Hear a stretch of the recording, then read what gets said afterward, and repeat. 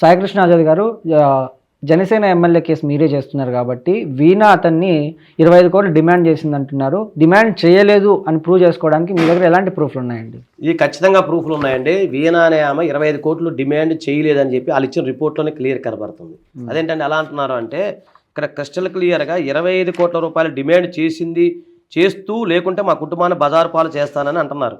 So 25 కోట్ల రూపాయలు పథకం ఇవ్వండి ముందుగానే వేసుకున్న పథకం ప్రకారం తనకు 25 కోట్ల రూపాయలు డబ్బులు వెంటనే ఇవ్వమని, అలా ఇవ్వకపోతే నా కొడుకైన ఎమ్మెల్యేని అక్రమంగా తనతో ఉన్నాడని చిత్రీకరించి ఈ విషయాన్ని సోషల్ మీడియాలో మరియు ఇతర మాధ్యమాల్లో ప్రసారం చేసి రాజకీయ భవిష్యత్తు పరువు ప్రతిష్టలు భంగం కలిగిస్తానని చెప్పి చెప్పడం జరిగింది. అంటే ఇక్కడ ఏమంటుందామా, పథకం ప్రకారం తనకు 25 కోట్ల డబ్బులు వెంటనే ఇవ్వమని అడుగుతుంది. అంటే ఏ విధంగా ఎప్పుడు అడిగింది, వెంటనే అంటే ఎప్పుడు, దాని యొక్క డేటు సమయము అవన్నీ తెలియాలి కదా. అదొకటి 25 కోట్లు డిమాండ్ చేస్తుంది అన్నప్పుడు ఇలా ఎలక్షన్ అఫిడవిట్ చూడండి దయచేసి ఫ్రెండ్స్, ఎలక్షన్ అఫిడవిట్ డౌన్లోడ్ చేసుకోండి. 60 ఎమ్మెల్యే అని కొడితే మీకు వస్తుంది. దాంట్లో 3 లక్షల రూపాయలు ఆయన ప్రాపర్టీ మొత్తం, ఆయన ప్రాపర్టీ 12 లక్షలు, 9 లక్షలు పోను అప్పు పోను 3 లక్షల రూపాయలు. ఆయన 3 లక్షల రూపాయలు ఉన్న వ్యక్తి 25 కోట్లు ఎలా ఇస్తాడు? ఇక్కడ క్రిస్టల్ క్లియర్గా కనపడతా ఉంది. ఇంకొకటి దీంట్లో కూడా ఎప్పుడు తీసుకున్నారు, ఎలా తీసుకున్నారు, తర్వాత 20 కోట్ల రూపాయలు అంటే దానికి సంబంధించిన 25 కోట్ల రూపాయలు ఫిగర్ ఏది? ఏదో ఊరిని 25 కోట్ల రూపాయలు అంటే సరిపోతుందా? ఇలా కెపాసిటీకి 25 కోట్లు ఉన్నాయి వీళ్ళ దగ్గర. వీళ్ళ ఆర్థిక స్థితి ఏంటి, ఇవన్నీ కూడా గమనించాలి కదా, ఇవన్నీ ఆలోచించాలి కదా. ఇవన్నీ లేకుండా నిరాధారమైన ఆరోపణలు చేయడమే కదా.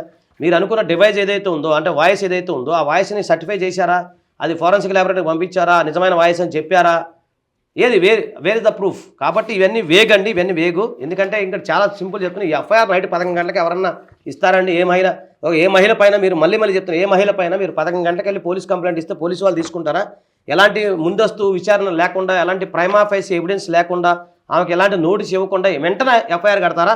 ఇక్కడ చూడండి మీకు చెప్తాను, ప్రియర్ డేట్ అంటే ఎట్ 11 PM 11 గంటలకి ఇచ్చేస్తే ఆ ఇన్ఫర్మేషన్ రిసీవ్డ్ 11 గంటలకి, ఎఫ్ఐఆర్ కూడా 11 గంటలకే కట్టేశారు. ఏంటండి ఇది? ఎఫ్ఐఆర్ 11 గంటలకి వెంటనే ఇవ్వగానే కట్టేస్తారా? అలా కుదురుద్ది. కాబట్టి ఏంటంటే ఇక్కడ క్రిస్టల్ క్లియర్గా దీంట్లోనే ఎన్నో లోపభూయిష్టమైన ఉన్నాయి. వాళ్ళు ఇచ్చిన దాంట్లో చాలా లోపభూయిష్టం ఉన్నాయి.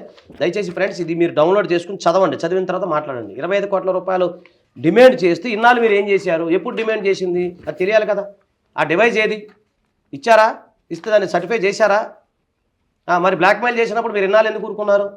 సో ఇవన్నీ చాలా ఇన్వెస్టిగేషన్ జరగాలి. అందుకని అంటున్నాను, శ్రీధర్ మీద 0 ఎఫ్ఐఆర్ కానీ కంప్లీట్ చేయండి. చేసిన తర్వాత దీనిపైన ఇన్వెస్టిగేషన్ చేయండి.